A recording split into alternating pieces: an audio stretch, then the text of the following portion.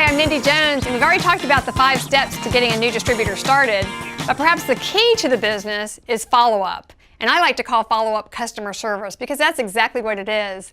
And we're going to talk about using your common sense, and we're going to try to help people fall in love with Reliv.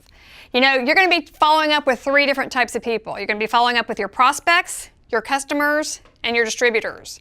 And following up with all 3 of those is critical in building relationships. Your goal is to build relationships and friendships with all those people. But let's say that you've met with somebody and they said they wanted to go home and talk to somebody else about it or do some research or whatever. If they have not made a decision, you need to give them more information. So you're going to follow up by giving them more information, either using a tool or inviting them out to an event. If it's a customer, you're going to follow up with that person because you're modeling what it's going to be like to be a distributor. So you want to make sure you do great follow-up with your customers. And then when you're following up with your distributors, you're actually showing them how they need to treat their customers, because so often distributors get involved with Reliv at the same time they get started on the products. But it's all about becoming their friend, building that relationship, and then helping them get what they want. You know, one of the things that is so important is the stories. When you're following up with people, it's about connecting people to stories. And you can get stories a lot of different ways. You can get stories through the conference call. You can get stories through your upline, through like stories, like backgrounds, things like that. So I usually plan my stories. I'll schedule a time where I have that prearranged.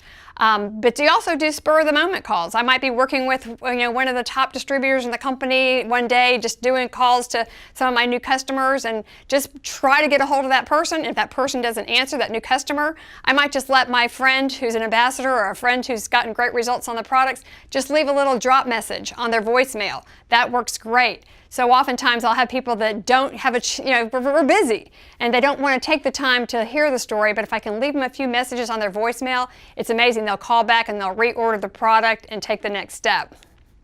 But all stories do is it helps increase their level of excitement. It helps them fall in love with Reliv.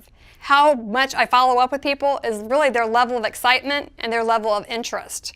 How often? Use your common sense. Sometimes I call people every single day. You know, my friend down in Florida that could not wait to do the business, I called her every day. We connected every day, and I kept putting her in front of stories in different ways.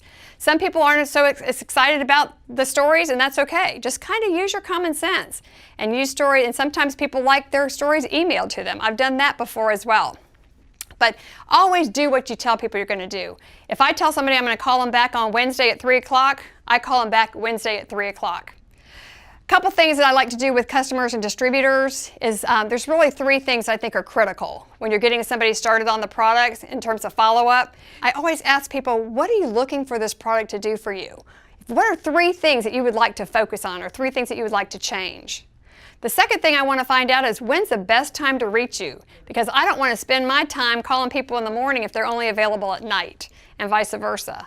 And the third thing is you want to make sure you have their phone number, or 2 phone numbers if possible, and their email address. Because if you follow up with them and they don't answer the phone for some reason, you always have their email address that you can drop them a video or you can drop them a story. Make sure that you do what you say you're going to do. But you know what? Follow-up is about so many things. I mean, it's about helping your customers get consistent with the product. It's about painting the big picture. But it's also, every time you follow up, you should always set the next exposure. Set the next step for that person. And as you follow up with people, you're going to see eventually they're going to connect with somebody either through the product stories or through the business stories. But it is definitely the key to the business.